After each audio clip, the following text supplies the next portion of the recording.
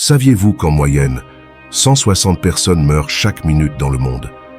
Ceci est un rappel inquiétant de la brièveté de la vie et nous amène à réfléchir à ce qui se passe lorsque nous expirons notre dernier souffle, lorsque notre âme quitte notre corps.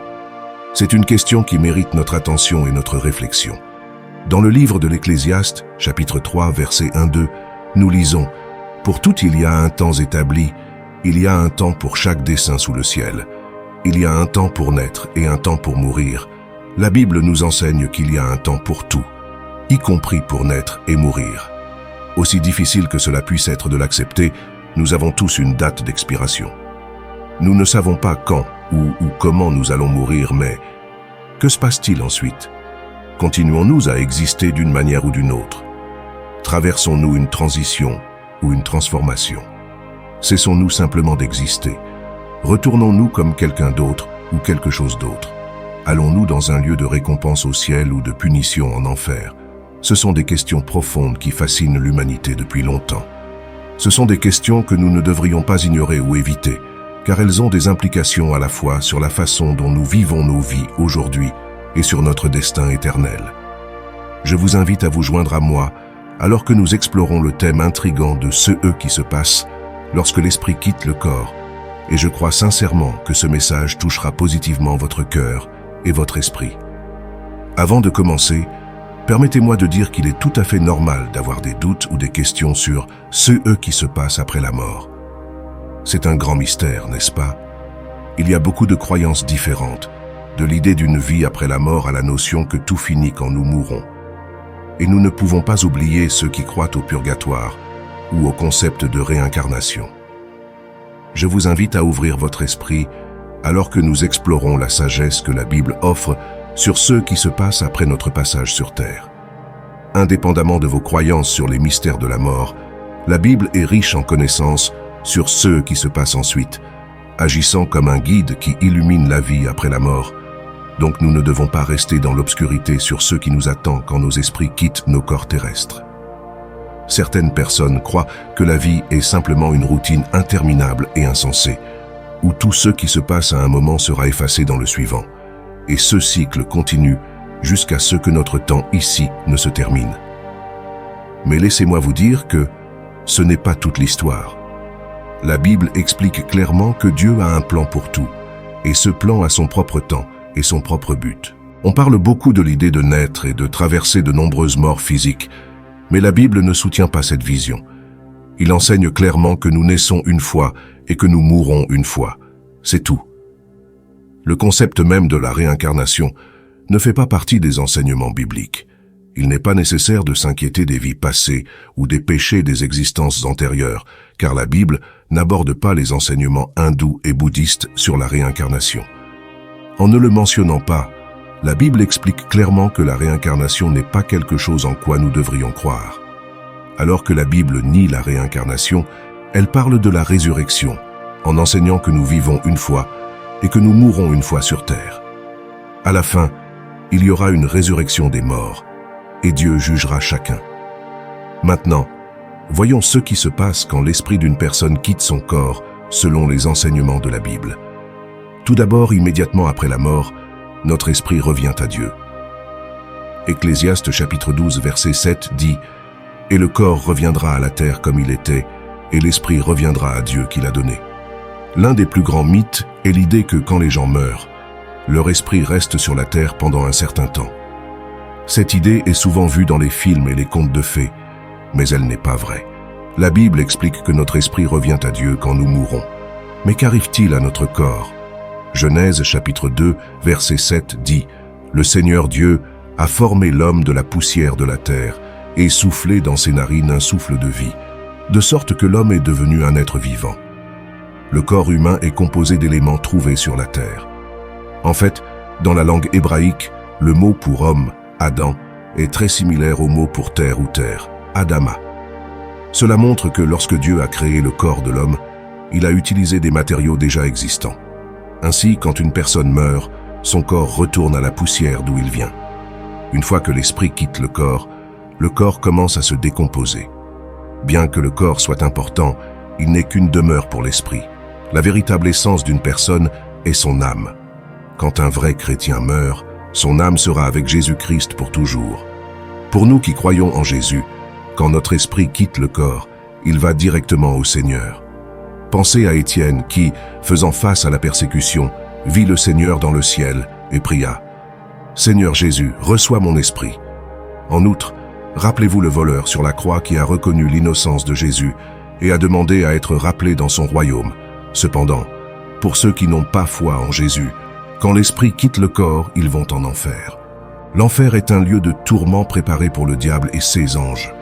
Ceux qui rejettent Jésus-Christ comme leur sauveur seront jetés là aussi. Considérez l'histoire que Jésus raconta sur Lazare et l'homme riche dans Luc chapitre 16, versets 19 à 26. Il y avait un homme riche vêtu de pourpre et de lin et qui profitait chaque jour de belles fêtes. Mais il y avait aussi un mendiant appelé Lazare, couvert de plaies, couché à sa porte, désireux de nourrir les miettes qui tombaient de la table du riche. Les chiens venaient aussi lui lécher les plaies. Le mendiant mourut et fut porté par les anges dans le sein d'Abraham. Le riche mourut aussi et fut enterré. En enfer, parmi les tourments, il leva les yeux et vit de loin Abraham et Lazare à côté de lui. Alors il appela « Père Abraham, aie pitié de moi et envoie Lazare mouiller le bout du doigt dans l'eau et rafraîchir ma langue, parce que je suis tourmenté dans cette flamme. » Mais Abraham répondit « Fils, souviens-toi que pendant ta vie tu as reçu tes biens, alors que Lazare a reçu de mauvaises choses. Mais maintenant il est consolé ici, pendant que vous êtes dans le tourment. En outre, entre nous et vous a été placé un grand abîme, de sorte que ceux qui veulent passer d'ici à vous ne peuvent pas, ni de là ils peuvent traverser jusqu'à nous. Le sein d'Abraham représente le lieu où le peuple de Dieu va après la mort, souvent appelé paradis. Il est important de noter que tous les pauvres ne vont pas au paradis, mais seulement ceux qui font confiance à Jésus comme leur Seigneur et Sauveur. L'enfer est décrit comme un lieu de tourment extrême et de torture pour ceux qui meurent dans leurs péchés. Il n'est pas seulement réservé aux riches, même Abraham qui était riche et cet autre homme riche sont allés dans les lieux de châtiment à cause de leur incrédulité, démontrée par leur style de vie. Il est intéressant de noter que cet homme riche était séparé d'Abraham par un grand abîme.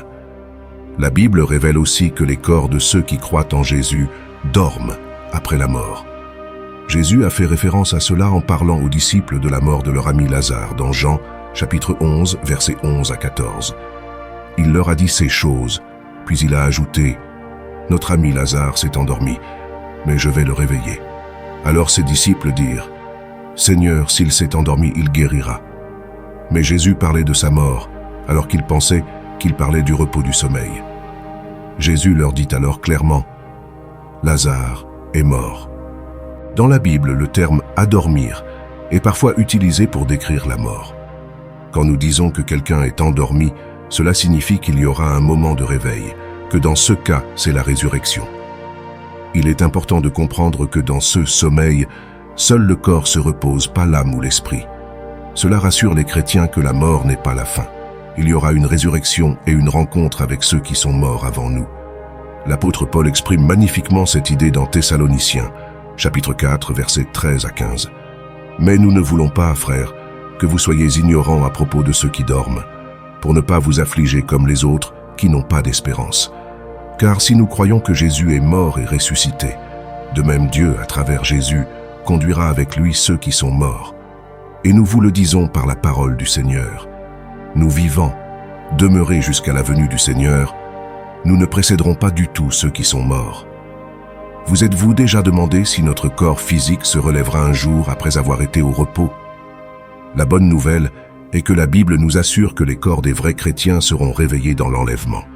Cela signifie que les corps de tous ceux qui ont cru seront ressuscités et transformés en corps glorieux et incorruptibles. Voici la partie incroyable.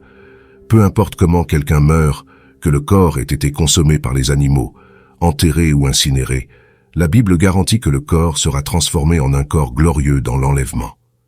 Nous pouvons voir une anticipation de cette transformation immédiatement après la mort de Jésus, comme enregistré dans Matthieu, chapitre 27, versets 52 et 53. « Et les sépulcres s'ouvrirent, et de nombreux corps des saints qui étaient morts ressuscitèrent.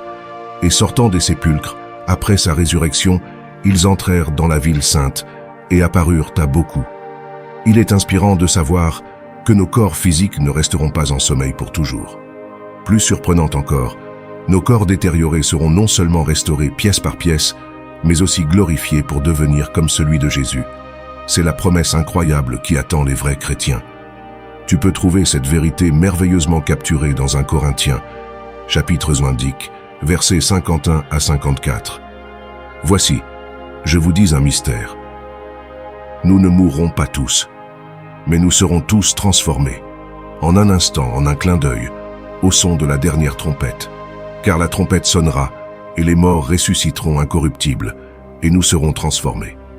Car il faut que ce corps corruptible soit revêtu d'incorruptibilité, et que ce corps mortel soit revêtu d'immortalité.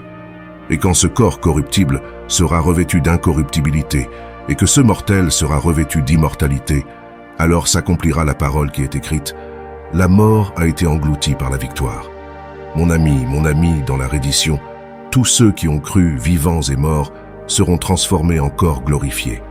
Ceux corps seront glorieux et puissants, jamais plus sujets à la mort, parfaitement adaptés pour une existence spirituelle, tout comme le corps ressuscité de Jésus. Rappelle-toi les paroles de Jésus. « Je suis la résurrection et la vie. Celui qui croit en moi, même s'il meurt, vivra. Et quiconque vit et croit en moi ne mourra jamais. » En réfléchissant à cette question, souviens-toi que la mort n'est pas la fin, mais le début d'une vie bien meilleure dans la présence éternelle de Dieu.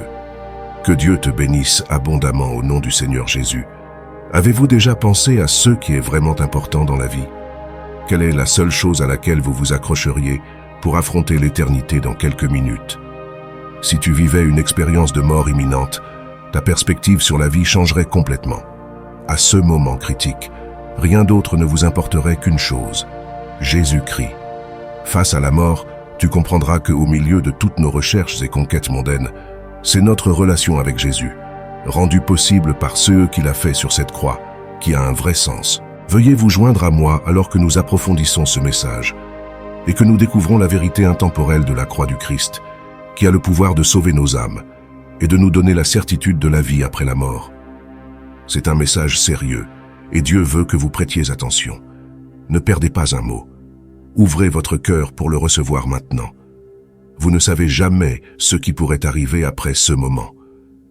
Dans les paroles profondes de Galates, chapitre 6, verset 14, nous sommes rappelés que notre plus grande fierté devrait être dans la croix de notre Seigneur Jésus-Christ.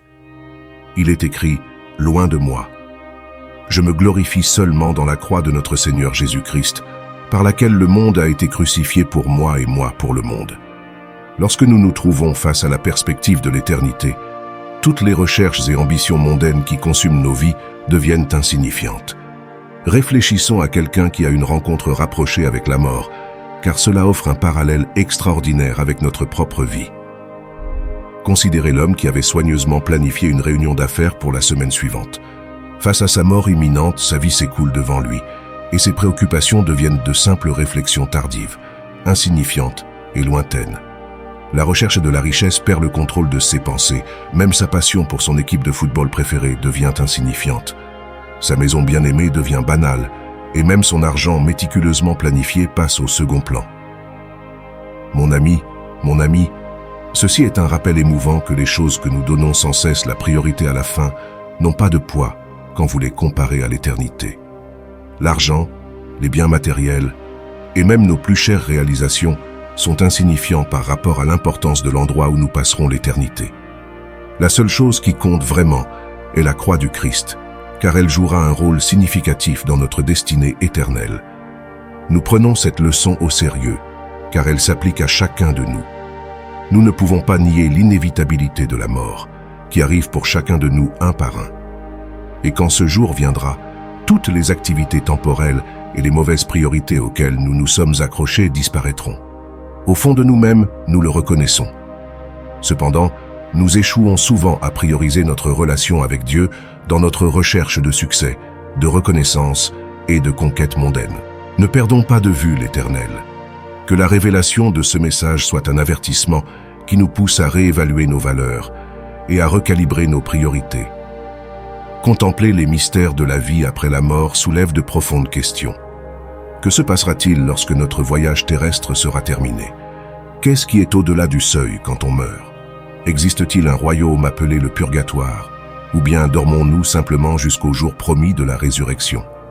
Le livre des Hébreux, chapitre 9, verset 27, donne une réponse claire, en affirmant que les hommes ont décidé de mourir une seule fois, après quoi vient le jugement. La parole de Dieu rejette la notion de purgatoire. Au contraire, elle enseigne qu'un jugement divin nous attend après notre existence terrestre. Une fois que nous aurons compris la certitude de ce jugement imminent, nos vies seront transformées pour toujours.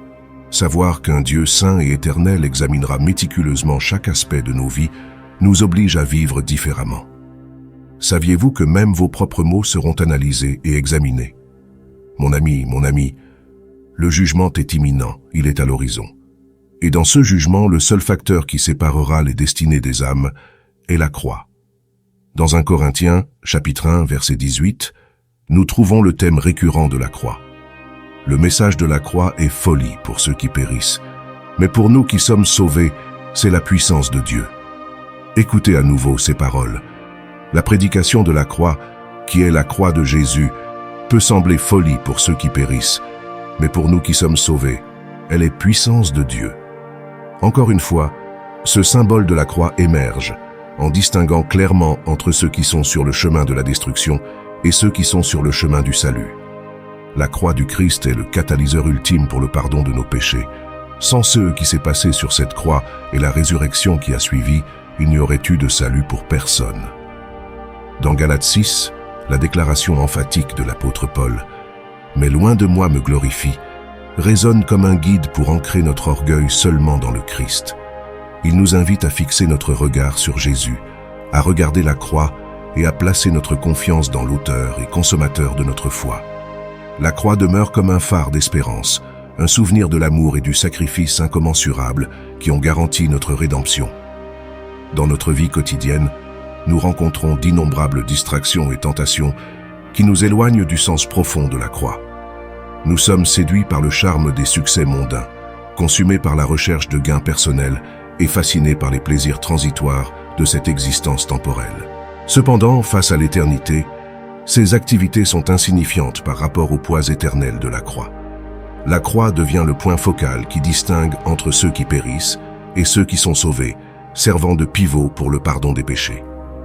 Alors que nous parcourons les complexités de la vie, le conseil de l'apôtre demeure un appel résolu à fixer nos yeux sur le pouvoir transformateur de la croix. Réfléchissons à la vérité contenue dans ces versets, tandis que nous contemplons la réalité sérieuse du jugement et le pouvoir transformateur de la croix. Dans le monde qui conteste constamment notre attention, il y a d'innombrables distractions qui cherchent à détourner notre regard de la croix. La société nous encourage à nous concentrer sur notre bonté personnelle, nous poussant à vanter nos succès et notre auto-justice. Il favorise l'autosuffisance et la confiance en notre perception de la bonté, perpétuant une perspective déformée qui ignore la vérité la plus profonde de notre condition humaine. La société nous crie dans les oreilles « Regardez tout le bien que vous avez fait. Vous êtes une personne gentille et aimante. Vous payez vos factures. Vous soutenez votre communauté. Vous prenez soin de votre famille. Vous êtes moralement correct et respectueux des lois.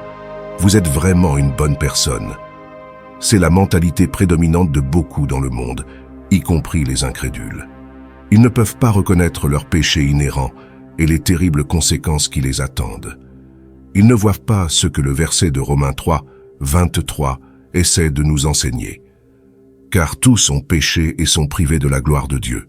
Ou même quand il dit en Romains 6, 23, « Le salaire du péché est en effet la mort, mais le don gratuit de Dieu est la vie éternelle en Jésus-Christ notre Seigneur. Tous ont péché, dit la Bible. Nous avons tous hérité de la nature pécheresse d'Adam. Quand Adam a péché, nous avons tous péché. Cependant, le diable trompe les gens, leur donnant une fausse perception pour les garder hors du salut, jusqu'à ce qu'ils meurent et se perdent à jamais. La compréhension du péché se limite souvent à des crimes et des transgressions évidents, mais le message de l'Évangile défie cette vision du monde, pointant le doigt accusateur sur chacun de nous, déclarant que nous sommes tous privés de la gloire du Tout-Puissant. L'Évangile transmet un message direct et incisif, une vérité déconcertante que chaque individu, indépendamment de sa position sociale ou de ses vertus personnelles, est un pécheur devant un Dieu saint. Les gens résistent souvent à cette évaluation inexorable de leur position morale. Ils rejettent vigoureusement l'idée d'être étiquetés comme pécheurs et préfèrent s'accrocher à l'illusion de leur propre bonté. En conséquence, le message de l'Évangile devient offensant et incompréhensible pour eux, et dans un certain sens, devient une pierre d'achoppement, car ils ne veulent pas embrasser la réalité de leur besoin de salut. Tout cela est considéré comme une folie, un concept insignifiant et insignifiant qui peut être écarté sans y réfléchir à deux fois. Les gens trouvent du réconfort dans leurs réalisations, dans leurs actes de charité et dans leur moralité, croyant que ces nobles gestes sont suffisants pour garantir leur position devant Dieu. Elles sont séduites par le murmure trompeur, selon lequel le message de la croix est superflu, qu'elles peuvent atteindre le salut par leurs propres efforts et leur propre justice. Le monde répète cette idée, perpétuant le mensonge selon lequel la croix n'a pas d'importance dans nos vies. Cependant, nous devons résister à céder à ce mensonge. Nous devons accepter la vérité inconfortable que notre propre bonté est insuffisante et que nos réalisations morales sont des ombres face à la justice divine. Ce n'est qu'en nous humiliant devant la croix et en reconnaissant notre besoin désespéré d'un sauveur que nous pouvons vraiment comprendre la grandeur de la grâce de Dieu et le pouvoir rédempteur du sacrifice du Christ. Aujourd'hui, Dieu parle pendant que vous entendez ce message.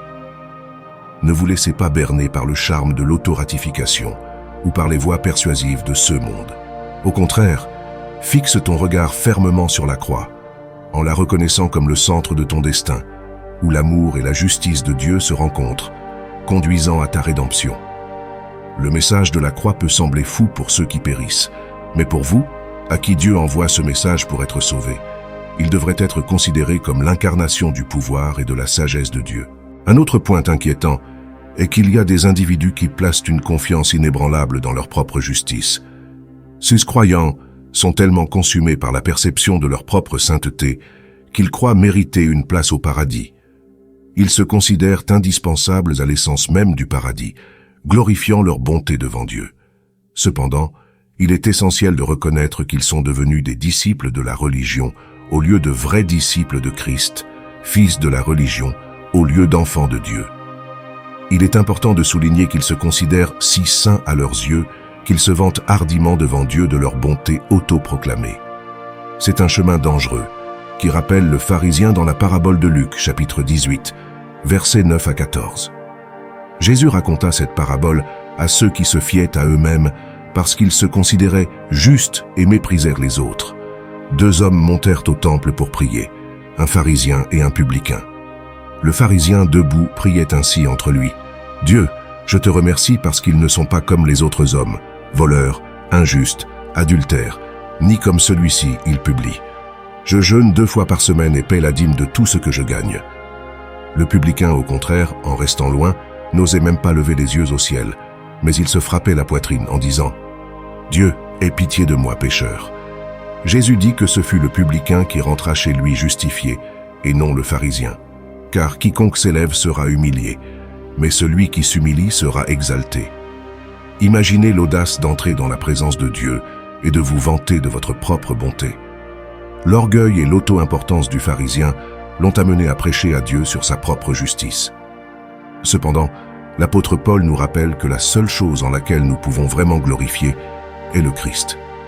Il a été fasciné par la personne de Jésus-Christ et a reconnu qui est le Christ et ce qu'il a fait pour nous.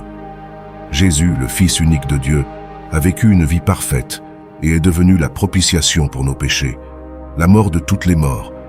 Cela sert de rappel puissant des dangers de la mauvaise concentration et de l'auto-justification. Comme nous l'avons mentionné précédemment, le monde et la religion cherchent à détourner notre attention de la croix et nous poussent à faire confiance à nous-mêmes et à notre propre bonté. Cependant, nous devons résister à ces tentations et fixer fermement le regard sur la croix. C'est par la croix de Jésus que nos péchés sont pardonnés, nos vies transformées et notre espérance de salut assurée. Nous ne devons nous glorifier que dans le pouvoir rédempteur de la croix. En embrassant le message de la croix, nous sommes libérés des pièges de notre propre autorité et de la fascination d'une mentalité religieuse. Au lieu de cela, nous trouvons la vraie liberté, le chemin de la vie éternelle en Dieu. Face à la réalité de la mort et du jugement, tout ce qui compte, c'est de s'accrocher à Jésus et à la croix. C'est un message sérieux et humiliant qui nous rappelle que la mort est un engagement que nous devons tous affronter. Les possessions matérielles et les succès terrestres dont nous pouvons nous vanter seront insignifiants comparés à la signification de la croix dans les derniers moments avant d'entrer dans l'éternité. Alors accrochons-nous à Jésus comme il s'accroche à nous. Dans les minutes cruciales qui précèdent l'éternité, le nom de Jésus est tout ce qui compte. C'est l'unique chemin vers le Père et la porte du royaume de Dieu. Embrasser Jésus comme ton salut aujourd'hui garantira que, quand viendra le moment d'entrer dans l'éternité, tu le feras avec paix et joie, sachant que ton éternité est sûre. Il y a une réalité indéniable. Tous les chemins ne mènent pas au salut. Nous explorerons intensément un récit entrelacé par l'essence même de la grâce et du jugement, en nous concentrant sur le thème touchant des 7 types de personnes qui ne peuvent pas être sauvées. Le premier type, ce sont les âmes sûres d'elles, celles qui se complaisent dans leur propre justice perçue. Ils émergent comme des arbres sur une falaise, avec des racines tissées par l'orgueil, plutôt que plantés dans le sol humble de la foi.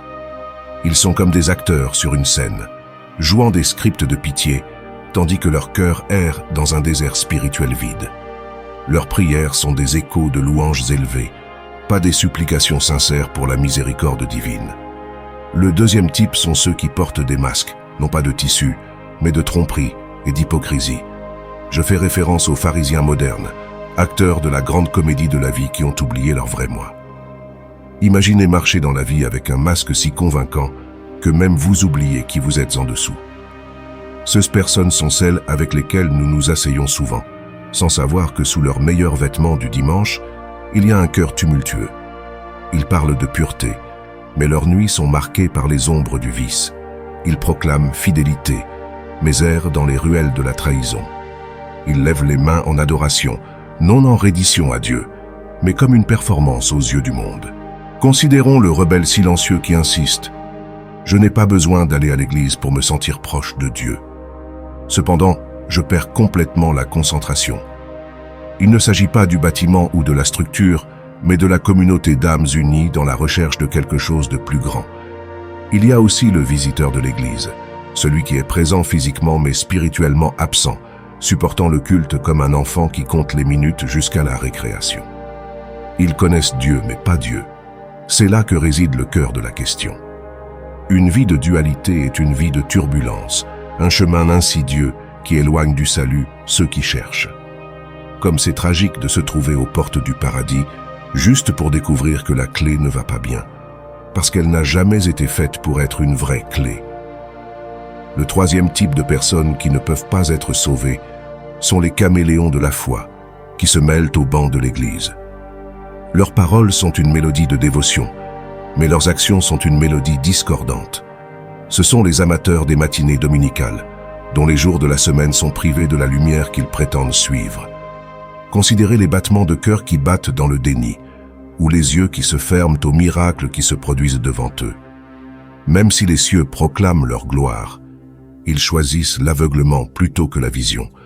Il ne s'agit pas seulement d'une négligence, c'est un cœur fermé contre le murmure de la vérité.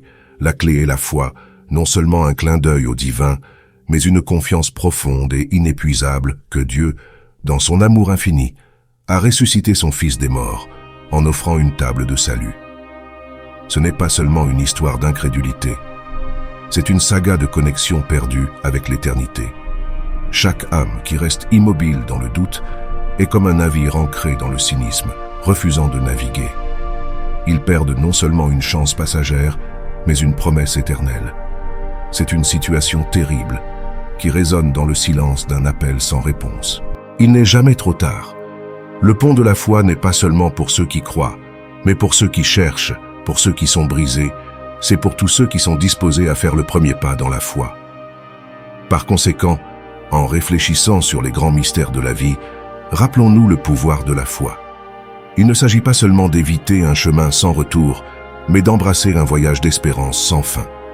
Nous n'ignorons pas les cyniques, ceux qui dissèquent chaque miracle avec le scalpel du cynisme, qui demandent des signes mais ignorent les merveilles qui dansent au quotidien. Leurs cœurs sont des forteresses immunisées aux paroles de la vérité qui soufflent dans les vents de la vie quotidienne. Considérez celui qui, la carte en main, insiste sur le fait que son intellect ou ses ressources peuvent tracer un chemin vers le salut. Ils étudient les Écritures non pas pour embrasser Christ, mais pour trouver une faille, un raccourci, en puisant dans sa force, sa richesse ou son statut, en croyant pouvoir ouvrir un chemin vers la vie éternelle. Mais voici la vérité inébranlable. Ces rues, aussi tentantes qu'elles puissent être, ne mènent qu'à des impasses. Il n'existe aucun substitut, alternative ou déviation qui ignore la nécessité du Christ dans notre salut. Réfléchissons-y.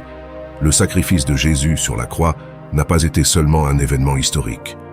Il a été le dernier acte d'amour, une rançon entièrement payée pour nos péchés. Embrasser tout autre moyen de salut signifie s'éloigner du don le plus précieux jamais donné. C'est comme avoir la clé d'un coffre au trésor et choisir d'errer indéfiniment en cherchant un autre moyen d'y entrer. En ce moment, je vous invite à considérer votre chemin. Marchez-vous vers la lumière avec le Christ ou cherchez-vous d'autres voies futiles de salut? Accepter Jésus comme votre Seigneur et Sauveur n'est pas seulement une autre décision. C'est la décision qui éclaire le chemin de la vraie vie. Il ne s'agit pas d'inspirer la peur, mais de réveiller l'espérance. Une espérance qui invite à laisser les ombres de l'incertitude et à embrasser la certitude de Dieu. Considérez également les malentendus de la foi, ceux qui répètent des versets et des hymnes sans laisser la mélodie pénétrer dans leurs âmes. Elles sont comme des roseaux vides qui ondulent avec les marées de la doctrine, mais sans la racine de la conviction.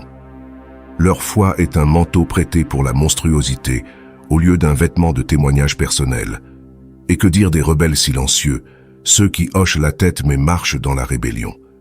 Ce sont les énigmes. Leurs vies sont un labyrinthe où la vérité se perd dans les ombres du compromis et de la commodité. Ce sont les marins dans la mer de la foi avec les voiles déchirés par les vents du charme mondain. La cinquième catégorie de ceux qui se trouvent hors de portée du salut sont les blasphémateurs. Considérez les profondes paroles de Matthieu, chapitre 12, verset 31, où il est dit que tous les péchés peuvent être pardonnés, sauf le blasphème contre l'Esprit Saint. Ce n'est pas seulement une erreur ou une tromperie, c'est une négation totale et une dérision de la vérité divine, une rébellion contre la forme la plus pure d'autorité spirituelle. Ceux qui empruntent cette voie brisent les liens avec espérance et grâce en assumant une position impardonnable. Nous ne voulons pas être équivoques ici. Le récit de la vie après la mort est plein de malentendus et d'illusions. Beaucoup croient que les prières posthumes peuvent changer le destin éternel de quelqu'un. Cependant, la dure réalité est la suivante. Une fois qu'une personne est morte, il n'y a plus de chance de salut. Le concept des limbes purgatoires est un mythe rassurant, déconnecté de la dure réalité de la loi spirituelle. Nos vies, les décisions que nous prenons, les croyances que nous maintenons, ce sont les scénarios qui écrivent notre histoire finale. Si nous négligeons l'opportunité de rédemption, espérer des intercessions, c'est comme s'accrocher au vent. Que ce soit un rappel vigoureux pour embrasser la lumière, valoriser l'offrande divine de pardon et vivre de manière à ce qu'elle honore l'esprit en nous et autour de nous. Car dans cette compréhension réside l'espérance d'un chemin vers le salut, un chemin éclairé par la foi et gardé par la grâce divine. Le sixième type de personnes qui ne peuvent pas être sauvées sont ceux qui marchent le long des marges, avec leurs histoires non racontées, leurs luttes invisibles. L'hypocrite qui va à l'église et dit « Oui, je vais à l'église, mais je ne peux pas faire tout. » Ce bruit de chanter, danser et prier, il suffit de connaître Dieu, c'est tout ce dont j'ai besoin. Tu te crois trop grand pour Dieu ou si important que vous ne pouvez pas bouger votre corps pour Jésus? Nous vous voyons et nous vous connaissons. Et plus important encore, Dieu vous connaît. Vous cherchez votre meilleur pour être invisible, ceux qui restent en arrière-plan. Leurs voix ne sont qu'un murmure dans le cœur de la foi. Dieu désire être adoré et loué. Il nous a créés pour que nous puissions l'adorer. Comment vas-tu supporter une éternité en chantant, criant et adorant Dieu si vous ne pouvez pas supporter d'aller à l'église pendant 90 minutes le dimanche matin? Le septième type de personnes qui ne peuvent pas être sauvées sont les guerriers fatigués, ceux qui ont combattu au nom de la foi, mais portent les cicatrices de la colère non résolue et du pardon manqué. Ils sont comme des soldats revenant d'une guerre qu'ils n'ont jamais compris, avec une armure cabossée et un esprit blessé. Imaginez un arbre vibrant, autrefois enraciné dans le terreau fertile de la foi, maintenant déraciné en quête de réconfort dans le désert aride. L'apostat est comme cet arbre qui fleurissait autrefois dans les principes de la justice, mais qui erre maintenant à la recherche du mirage des plaisirs mondains. La Bible peint vivement ce tableau avec les paroles touchantes de 2 Pierre, chapitre 2, versets 20-22, reflétant la triste réalité d'une âme perdue dans sa liberté. Pourquoi est-ce important pour nous? Parce que ce n'est pas seulement une histoire d'avertissement, c'est un reflet de la fragilité humaine. C'est l'histoire de chercher de la chaleur dans un feu qui promet de la lumière, mais ne fournit que des cendres. L'apostat connaît la mélodie de la vérité, mais il choisit de danser au rythme des mélodies discordantes de la tromperie et de la déception. Il a vu l'aube, mais a tourné le dos à la recherche de réconfort dans la nuit. Nous ne sommes pas ici pour condamner, mais pour tendre la main, rappeler à ceux qui se sont détournés que le chemin de retour n'est jamais scellé. C'est un appel à considérer l'amour qui ne disparaît jamais, la grâce toujours étendue et la promesse éternelle qui t'attend. Si vous vous êtes éloigné de la foi, prenez ce texte comme une occasion de savoir que rien n'est perdu pour vous, tant que vous vous repentez.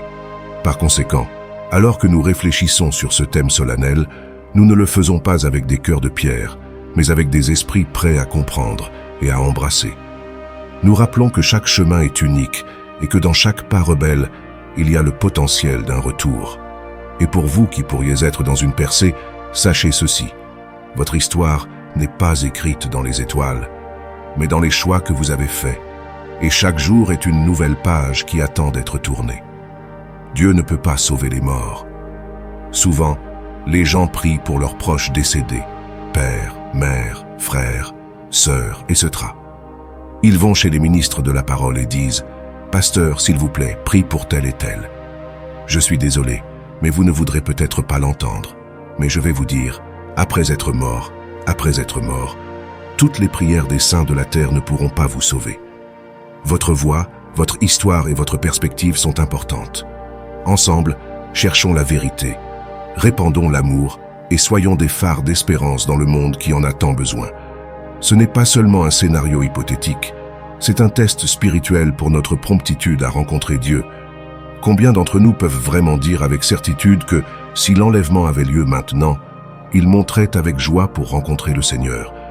Il ne s'agit pas de peur, mais d'introspection et de préparation. Vivons-nous conformément aux enseignements de Jésus?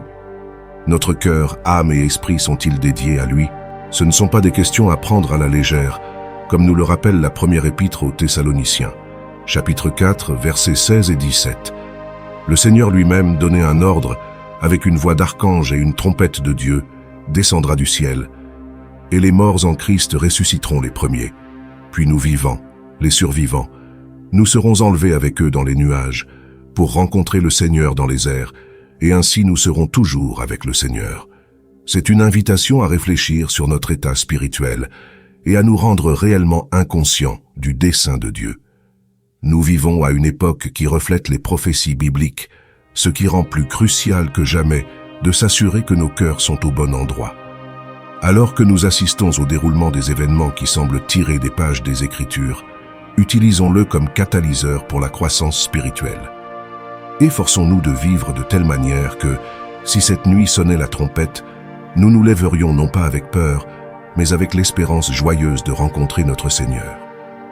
Ceci est un appel non pas à la peur, mais à la foi, une foi qui nous stabilise au milieu des secousses d'un monde en changement et nous prépare au moment glorieux de l'enlèvement. Nous vivons chaque jour comme si c'était le jour où nous entendrons le son de la trompette divine. Nourrissons notre relation avec Dieu en nous assurant que notre foi n'est pas seulement une partie de nos vies, mais la base de tout ce que nous faisons.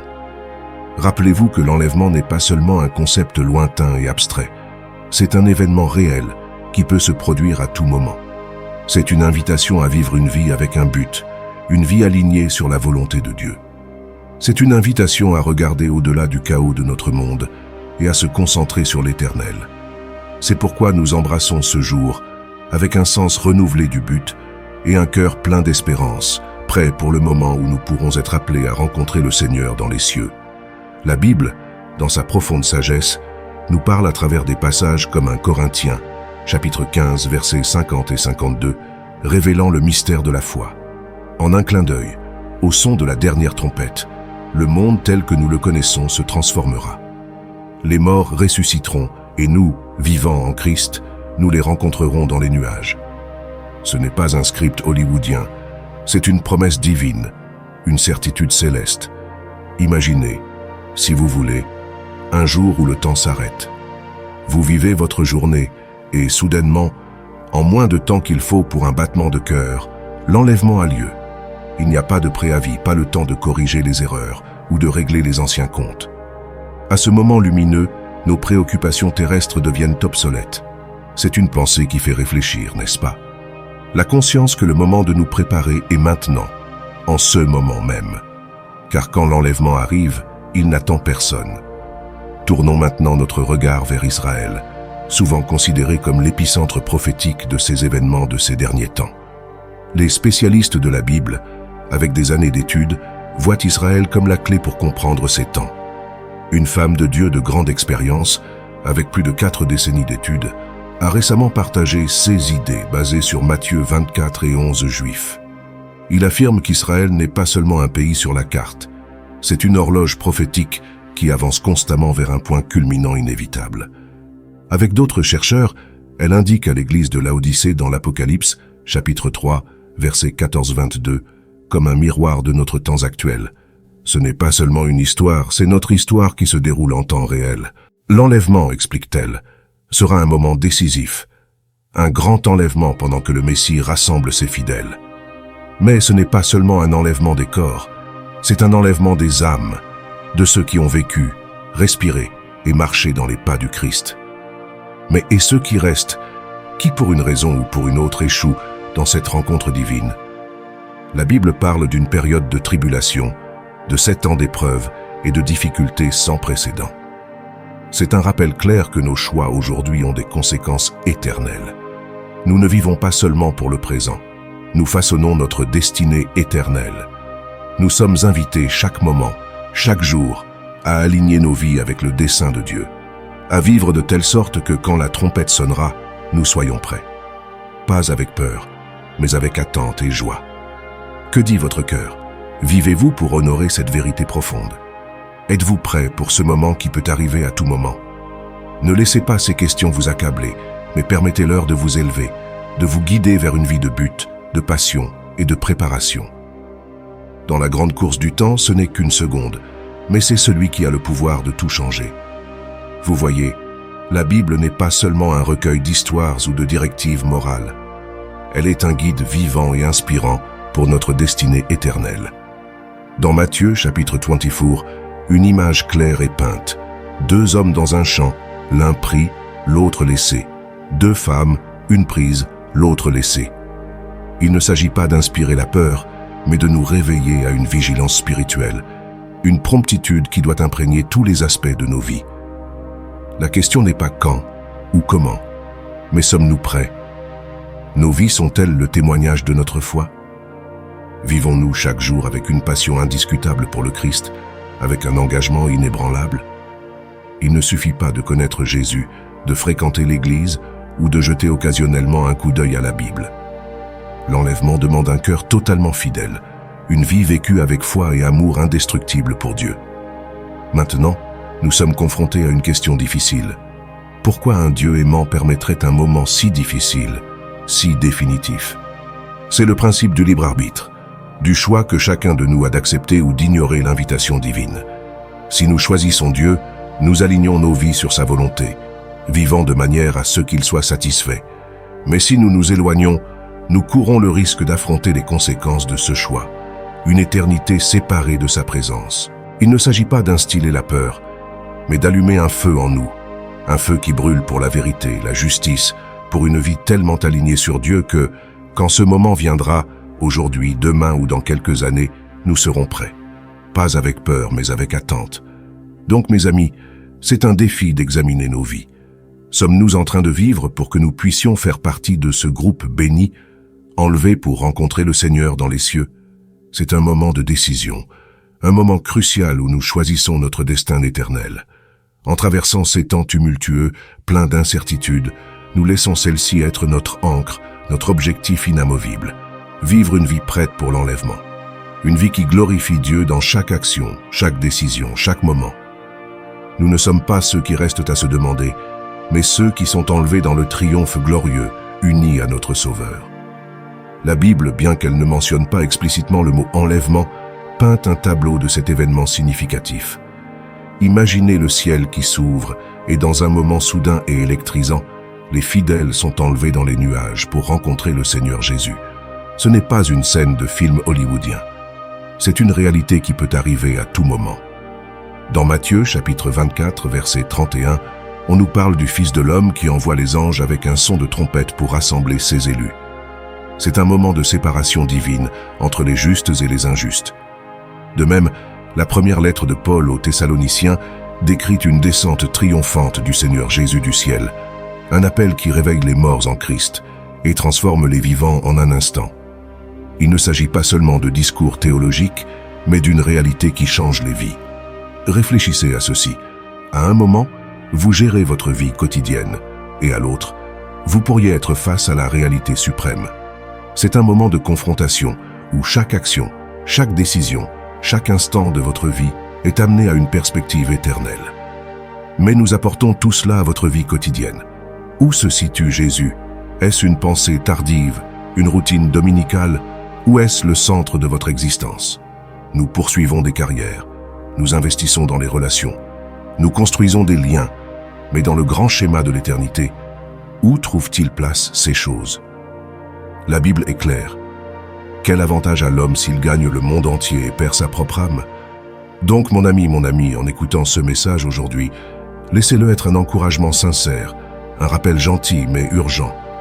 Aligne ta vie avec Dieu, non par peur mais par préparation. Vis chaque jour dans l'attente de rencontrer Jésus face à face et fais des choix qui résonnent dans l'éternité.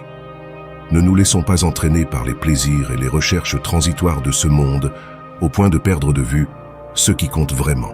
Souviens-toi, notre temps ici n'est qu'un instant fugace par rapport à l'éternité qui nous attend, quand le Seigneur Jésus viendra prendre son peuple et le rencontrer dans les nuages.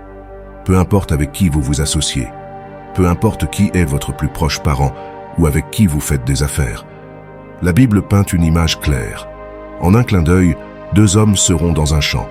L'un sera en paix avec Dieu et l'autre non. Celui qui est avec Dieu sera instantanément enlevé par Jésus, mais l'autre homme sera laissé. Ce jour-là, ceux qui seront laissés en arrière calculeront le coût de leur péché. En vaut-il la peine? Cela valait-il la peine de gagner le monde entier et de perdre l'âme? Est-ce que l'argent dépensé, la colère et les rumeurs, la dépendance en valèrent la peine? Êtes-vous prêt pour ce moment décisif? Votre cœur est aligné avec la vérité éternelle de la parole de Dieu. Ce n'est pas seulement un débat théologique, c'est la question la plus cruciale de votre vie. Si ce message a éveillé quelque chose dans votre cœur, je vous encourage à aimer, à partager et à vous inscrire à notre chaîne pour d'autres messages et vérités de la parole de Dieu. Nous diffusons ce message d'espérance et de préparation. Et maintenant je te demande, dans le silence de ton cœur, comment es-tu avec Dieu? Votre vie reflète son amour et sa grâce. Rappelez-vous, cela peut arriver à tout moment. Êtes-vous prêt pour le recul? Vous avez vu les titres et ressenti l'inconfort dans l'air. Ce genre d'inconfort qui reste comme une ombre, suggérant quelque chose de plus.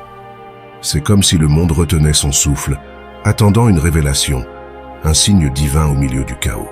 Ces signes, ces événements, ne sont pas seulement un sujet de discussion pour les chercheurs. Ils sont pour vous et moi à méditer et à préparer. L'appel n'est pas à la peur, mais à la promptitude. Une invitation à vivre de telle manière que quand la trompette sonnera et que le ciel s'ouvrira, nous ne sommes pas surpris, mais nous attendons avec espérance, comme les serviteurs qui savent que leur maître reviendra. Nous ne parlons pas de désespoir et de tristesse, nous parlons d'un avenir si lumineux que le soleil sera obscurci, un avenir où les larmes ne seront que des souvenirs et la douleur un vieil ennemi vaincu depuis longtemps. Donc, nous veillons, nous vivons, nous aimons avec les yeux tournés vers le ciel et les pieds fermes pour faire le bien sur la terre. Nous sommes ceux qui non seulement lisent les signes, mais nous devenons aussi des signes et des témoignages vivants que le meilleur reste à venir. Notre langage n'est pas la peur, mais l'espérance, pas le désespoir, mais la joie. Nos paroles sont simples, nos cœurs sont ouverts et nos esprits sont à l'écoute de la voix de Dieu. Nous n'attendons pas la fin du monde. Nous attendons un nouveau départ, un monde où la paix n'est pas seulement un rêve mais une réalité, où l'amour n'est pas seulement un concept mais l'air que nous respirons. Imaginez-vous au bord d'un grand abîme, le vent qui raconte des histoires des temps anciens, des temps de Sodome et de Gomorrhe, où régnait le chaos et où l'amour était perdu. Il y a des rapports de temps à venir qui reflètent ces jours, une chute de cœur glacé, une exhibition d'égoïsme et une célébration de tout, ce qui ne va pas. Cependant, ce n'est pas une histoire pour effrayer, mais pour préparer. C'est un appel à se réveiller, à voir au-delà des apparences et à reconnaître les sables mouvants du monde. Imaginez un monde où l'amour devient une monnaie rare, où la vérité est un bien que peu de gens peuvent acheter. Les gens obsédés par leurs reflets, perdus dans un labyrinthe d'auto-admiration, prononcent des mots toxiques qui brisent des liens, tels que des brindilles sous leurs pieds. Des cœurs ingrats et des pensées profanes tissent l'histoire de demain, une histoire que nous vivons aujourd'hui. Et dans cette danse vertigineuse du désordre, même ceux qui portent le manteau de la foi peuvent trébucher. Mais attendez, écoutez attentivement les voix de tous les temps, les vers écrits à l'encre divine. Ils parlent non seulement de chute, mais d'espérance, d'une promesse de retour, d'une rencontre avec Dieu. Cependant, les moqueurs se moquent de cette promesse.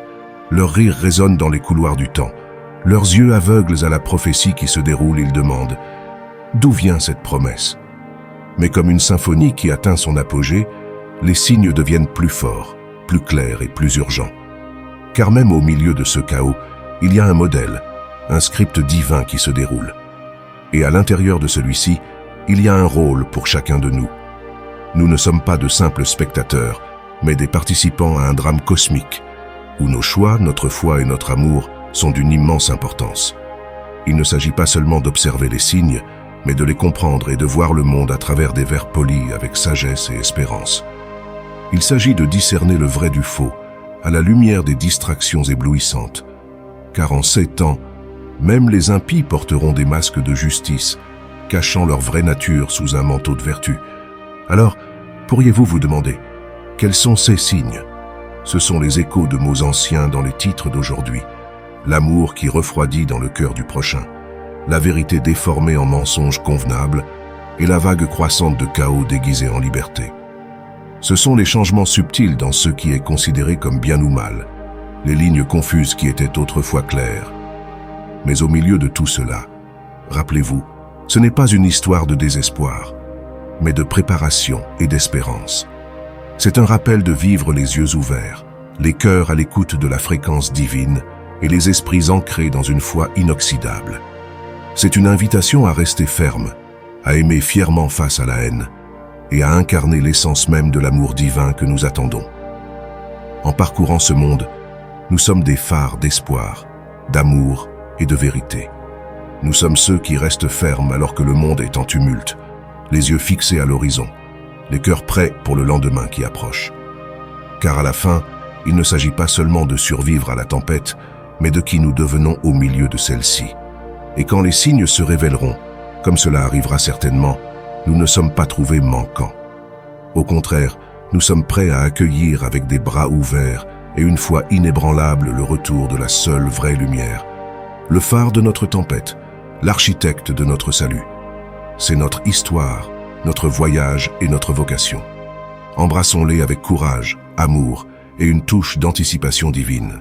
Nous considérons le réveil non pas comme une histoire ancienne des actes des apôtres, mais comme une réalité présente qui se déploie devant nos yeux.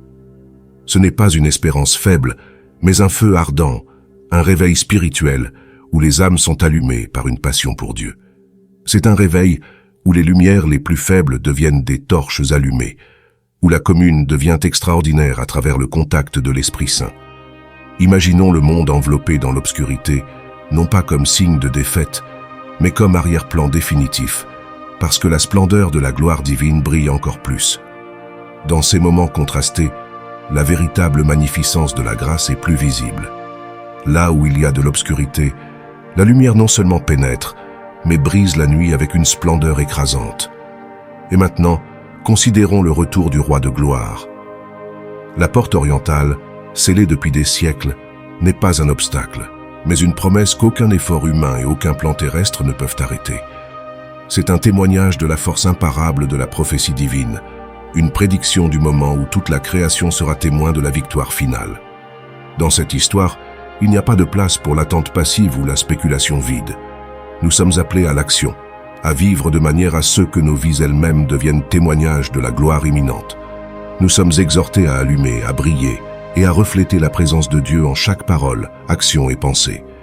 C'est une invitation à vivre non seulement dans l'attente de ce qui viendra, mais dans la manifestation de ce qui est ici, le royaume de Dieu en nous,